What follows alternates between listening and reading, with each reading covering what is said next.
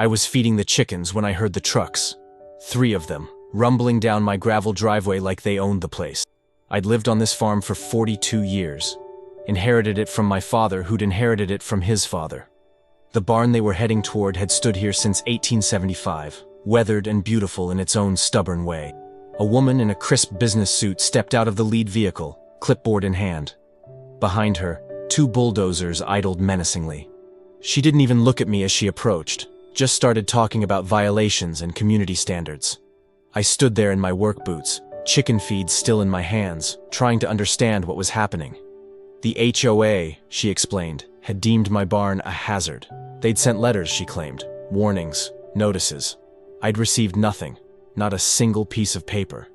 She thrust a document at me, pointing to a date 3 days from now. Demolition scheduled. My grandfather's barn, where I'd played as a child, where my own daughter had learned to ride horses, where generations of my family had stored harvests and sheltered animals through.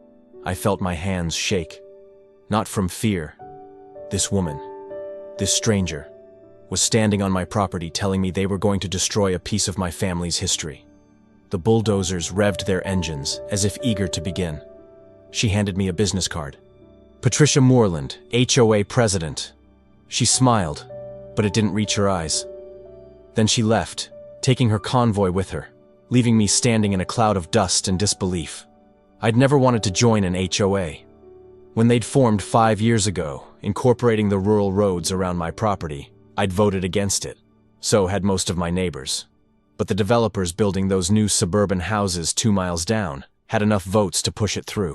Suddenly, my family farm was subject to rules written by people who'd never worked a day of honest labor in their lives. At first, it was minor annoyances. Letters about my tractor being visible from the road. Complaints about the smell of manure, as if farms didn't smell like farms. Fines for not maintaining my fence to their aesthetic standards, even though it was functional and on my property. I'd paid the fines, kept my head down, and hoped they'd leave me alone. They didn't. Patricia Moreland had been elected president 2 years ago, and she ran the HOA like a personal fiefdom. She'd forced old Mr. Henderson to tear down his tool shed, made the Kramers paint their house a color from an approved palette, fined the Johnsons $3,000 for an unauthorized vegetable garden. People were angry but powerless. The HOA had lawyers. We had mortgage payments and property taxes to worry about. My barn had been in Patricia's sights for months, I later learned. She'd called it an eyesore during meetings I'd never attended. Said it lowered property values for the new developments. Never mind that it was a historical structure, that it had been here longer than anyone living in this county. Never mind that it was mine. I went inside and called my daughter. Sarah answered on the second ring. She always did when I called, no matter how busy she was.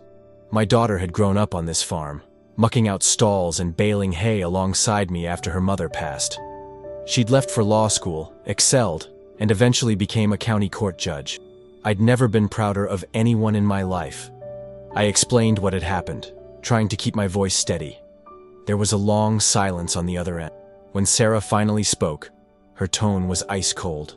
She told me not to worry, not to sign anything, not to let anyone on the property without her present.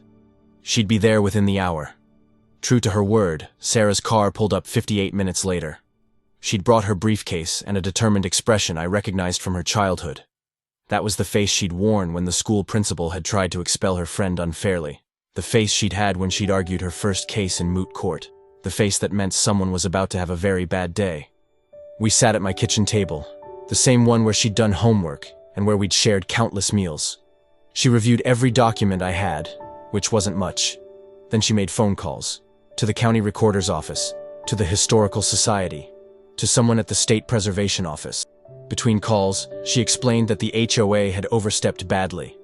My property had been grandfathered in. They had no jurisdiction over structures that predated their formation. She smiled then, not the warm smile I usually saw, but something sharper. Patricia Moreland had made a mistake. A big one. And Sarah was going to make sure everyone knew it. Sarah spent the night in her old bedroom, the one that still had her high school swimming trophies on the shelf. But she wasn't sleeping. I could see the light under her door until 3 in the morning. When I got up to start coffee at 5:30, she was already at the kitchen table, surrounded by papers and her laptop, looking exhausted but triumphant. She'd found everything. The barn was registered as a historical structure with the state. It had protection status I didn't even know existed. The HOA's incorporation documents specifically excluded pre-existing structures over 100 years old. My property deed had a heritage clause dating back to 1873. Patricia and her board had either never researched properly, or they'd hoped I wouldn't fight back. But there was more. Sarah had pulled up the HOA meeting minutes, which were public record. Patricia had pushed through the barn demolition vote without proper notice to affected parties, which was me. 3 board members had voted against it, but their objections weren't recorded in the official minutes. That was procedural misconduct, possibly fraud. Sarah showed me financial records too. The HOA had spent $12,000 hiring a demolition company. They'd paid a lawyer $4,000 to draft the demolition order, all without proper authorization, all using dues money that was supposed to maintain common areas like roads and parks. Patricia had essentially embezzled HOA funds to pursue a personal vendetta against my barn. My daughter looked at me across her laptop screen and asked a simple question. Did I want to just stop the demolition, or did I want justice? I thought about Mr. Henderson's tool shed, about the Johnson's garden, about every neighbor who'd been bullied. I chose justice. Sarah filed an emergency injunction that morning. As a judge, she couldn't preside over her own family's case, but she knew every judge in the county courthouse. She knew which one would see this for what it was, an abuse of power. Judge Martinez took the case and granted the injunction within 2 hours. No demolition could proceed pending a full hearing. But Sarah didn't stop there. She filed a complaint with the state HOA regulatory board, another with the county district attorney regarding the financial irregularities. She contacted the local newspaper, which had been running stories about HOA overreach for months. By noon, a reporter was sitting in my living room, photographing my grandfather's barn and taking notes furiously. The HOA's lawyer called my house that afternoon. Sarah answered. I couldn't hear what he said, but I heard her response clearly. She recited statute numbers from memory, referenced 3 precedent cases, and explained exactly how his client had violated state law, HOA regulations, and basic property rights. The call lasted 4 minutes. He didn't call back. Patricia Moreland did, though. She was angry, defensive, and made threats about countersuits. Sarah put her on speakerphone. Patricia claimed she'd sent notices, that she'd followed procedure, that I was making trouble for the entire community. Sarah let her talk, recording every word on her phone. When Patricia finally ran out of steam, Sarah thanked her for the additional evidence and hung up. That evening, 3 neighbors showed up at my door. They'd heard what was happening. They wanted to help. They had their own stories about Patricia and the HOA board. They had documentation of violations, improper procedures, and financial questions nobody had answered. A movement was beginning. Word spread fast in rural communities. By the next morning, my driveway was full of pickup trucks. Neighbors I'd known for decades stood on my property, forming a human barrier between my barn and any bulldozer that might show up. Old farmers, young families, even teenagers who'd grown up playing in these fields. Everyone was angry about the HOA's tactics. Mrs. Chen, who lived 3 miles down the road, brought documentation of 15 improper fines she'd received. The Martinez family, no relation to the judge, had records of threatening letters about their farm equipment. Even people from the new developments showed up, tired of being nickel and dimed for minor violations while their roads went unrepaired and their community park remained an empty lot. A local news crew arrived around 10. The reporter interviewed me on camera, with my barn in the background. I told my family's story, showed pictures of my grandfather standing in front of that same barn in 1943. I explained how the HOA had tried to destroy it without warning, without proper procedure, without caring about history or property rights. The segment aired that night on the evening news. Sarah organized everyone. She set up a legal fund for neighbors who wanted to challenge improper fines. She created a petition demanding the HOA board's resignation. She contacted a state representative who'd been vocal about HOA reform. Within 24 hours, this had become bigger than just my barn. It had become a test case for property rights versus HOA overreach. Patricia called an emergency HOA meeting, but half the board members didn't show up. The 3 who'd voted against the barn demolition resigned publicly, citing Patricia's leadership. The local paper ran their resignation letters on the front page. The courthouse was packed. Judge Martinez's courtroom usually handled minor civil disputes with maybe 10 people in attendance. Today, every seat was filled, with more people standing in the back. The local news had cameras. The state HOA regulatory board sent a representative. Patricia Moreland sat at the defendant's table with her lawyer, looking significantly less confident than she had standing in my driveway. Sarah couldn't represent me directly, but she'd found someone who could. Marcus Webb, a property rights attorney who'd been fighting HOA overreach for 20 years.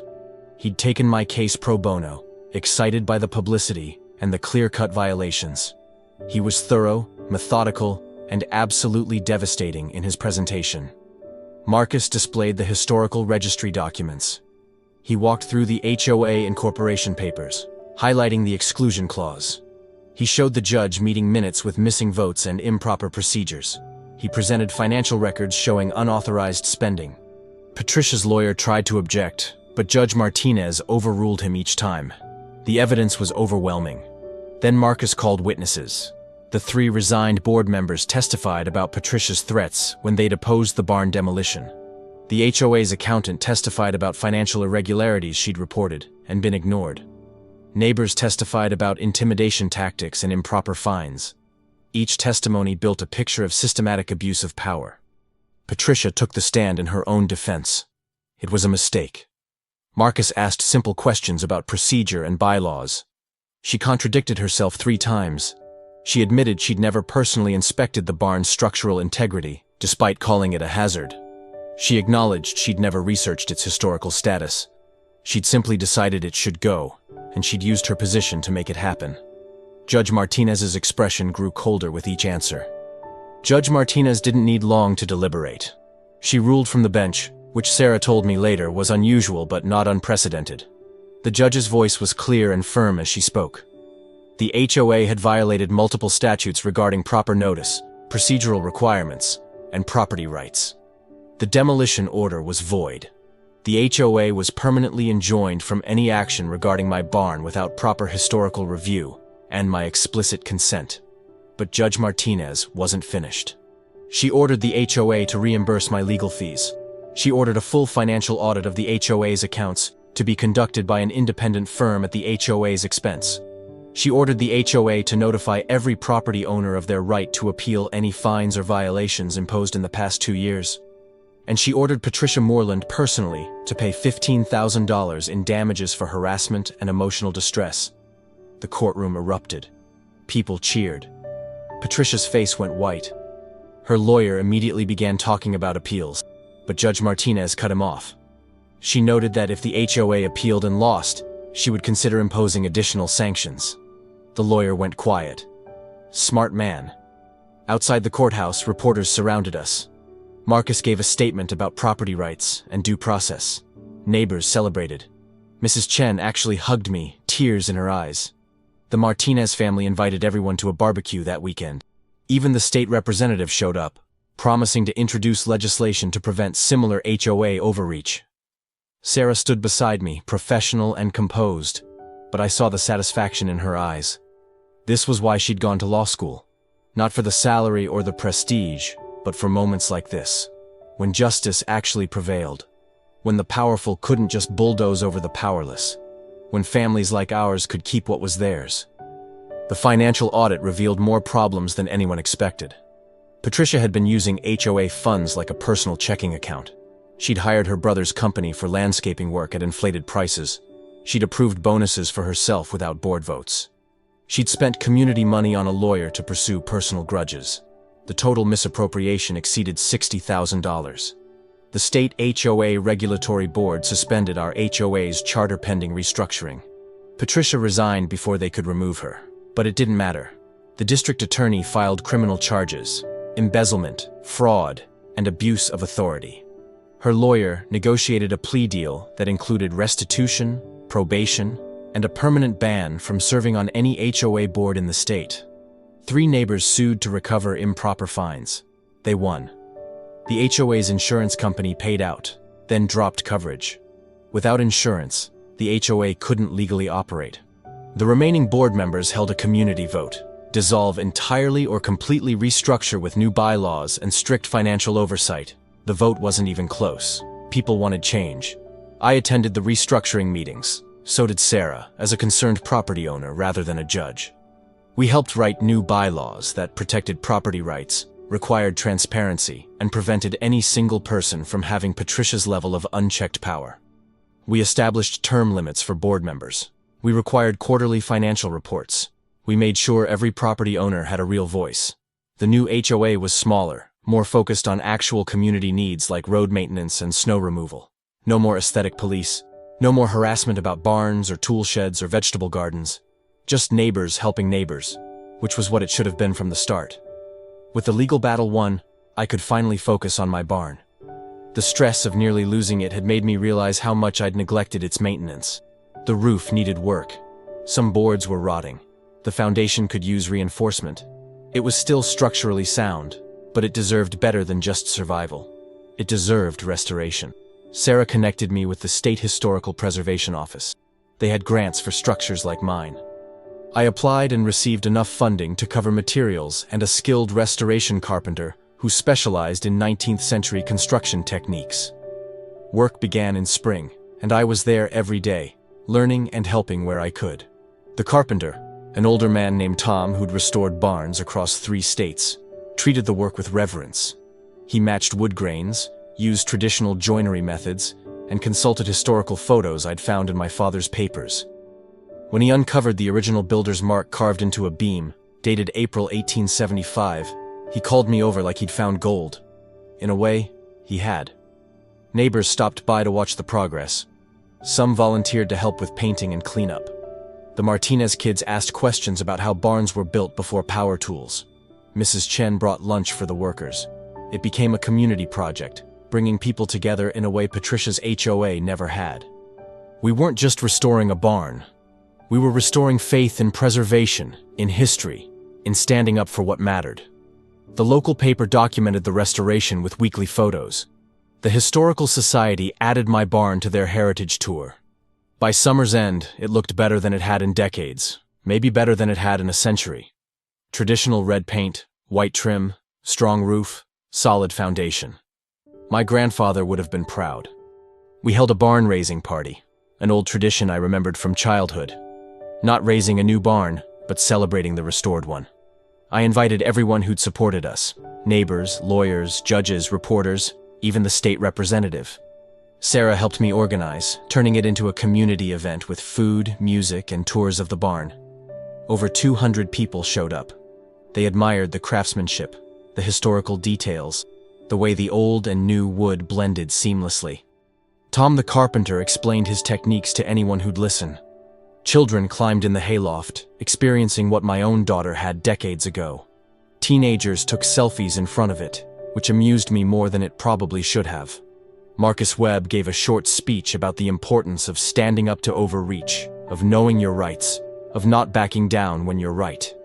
Judge Martinez talked about the rule of law and how it protects everyone, not just the powerful. The state representative announced her HOA reform bill had passed committee and would likely become law. Everyone applauded. Sarah stood with me as the sun set behind the barn, casting long shadows across the property. She'd taken the week off work to be here, something she rarely did. We watched people laughing, eating, celebrating not just a building, but a principle. That heritage matters. That bullies don't always win. That sometimes justice prevails. She squeezed my hand and said something I'll never forget. Dad, Grandpa's watching, and he's proud. I believed her. I felt it in the evening breeze, in the solid weight of the barn behind us, in the community gathered around us. We'd protected something worth protecting. The following months brought unexpected changes.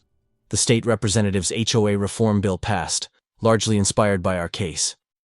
It required HOAs to provide 90 days notice before any demolition actions, mandated historical structure reviews, and created a state ombudsman for property owner complaints. Other states began drafting similar legislation. Our fight had created ripples far beyond my property line. I started getting calls from people across the country facing similar HOA battles. I couldn't help them all, but I connected them with Marcus Webb and other property rights attorneys. I shared our story, our documents, our strategies. Sarah created a template legal response that property owners could adapt. We'd accidentally become advocates for something bigger than ourselves. The barn became useful again, not just as a symbol but as a functional space. I rented it for weddings and events, with all proceeds going to the legal fund Sarah had established for neighbors fighting improper HOA actions. Couples loved the rustic atmosphere, the historical character, the story behind it. Every event was a reminder that we'd saved something worth saving. My health improved too. The stress of the legal battle had taken a toll I hadn't fully acknowledged. Now, with the fight won and the barn secured, I felt lighter. I worked my land with renewed purpose. I spent more time with Sarah when she visited.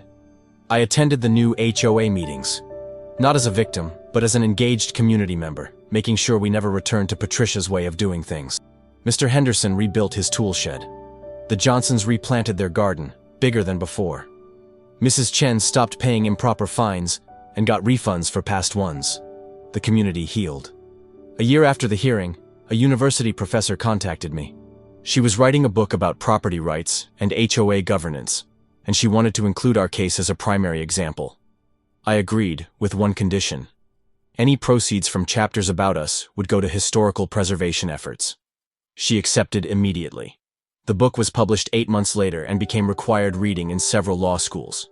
Sarah was promoted to chief judge of the county court, the youngest person ever to hold that position. She never mentioned our case in her acceptance speech, maintaining her professional boundaries. But I knew it had been part of her journey, fighting for what was right, even when it was personal, especially when it was personal. I started giving talks at town halls and community centers about standing up to HOA overreach. Not angry rants, but practical advice about knowing your rights, documenting everything, and finding good legal help. I talked about heritage preservation and why old buildings matter. I talked about community and how it should bring people together, not tear them apart. People listened. Some thanked me with tears in their eyes, sharing their own struggles. The barn itself became a teaching tool. Schools brought classes to learn about historical construction, rural heritage, and civic engagement. I gave tours, telling stories about my grandfather, about the farm's history, about the battle to save it. Young people were often the most engaged, asking questions about justice and standing up to authority. I told them what Sarah had shown me. The system isn't perfect, but it can work if you know how to use it and refuse to give up. My daughter helped me create a conservation easement for the property, ensuring it would remain agricultural land, with the barn protected even after I was gone. Legacy secured. Future guaranteed. I'm writing this from the barn's hayloft, converted now into a small office where I handle correspondence and event bookings. Through the window, I can see the fields my great-grandfather first plowed, the fence line my grandfather built, the garden where my wife grew vegetables before she passed. Continuity. That's what I fought for. Continuity of heritage, of place, of meaning. Patricia Moreland moved away after her probation ended. I heard she's working retail in another state. I don't wish her ill, but I don't feel sorry for her either. She made choices. She abused power. She faced consequences. The system worked, maybe not perfectly, but enough. Enough to stop her. Enough to save my barn. Enough to change laws that will protect others. Sarah visits every Sunday now, often bringing friends or colleagues who want to see the barn they've heard so much about. We cook dinner in the old farmhouse, sit on the porch, and watch the sun set behind the barn. Sometimes we talk about the case. Usually we just enjoy the peace. The fight is over. We won. Life continues. The barn stands strong, a testament to craftsmanship from a different era, and to the fight to preserve it. Every board, every beam, every nail represents something larger than wood and metal. It represents the idea that you can stand up to power, that one person can make a difference, that justice, though sometimes slow, can prevail. That heritage matters. That we owe something to those who came before us and to those who will come after. Thank you for listening to my story. I hope it inspires you to stand up for what's right in your own life, whatever that looks like. Please write in the comments what part of the world you're listening from and if you faced similar battles with HOAs or other organizations. I'd love to hear your stories. And if you found value in this, please subscribe to the channel. There are more stories like this one, stories about ordinary people fighting extraordinary battles and winning. Until next time, take care and stand strong.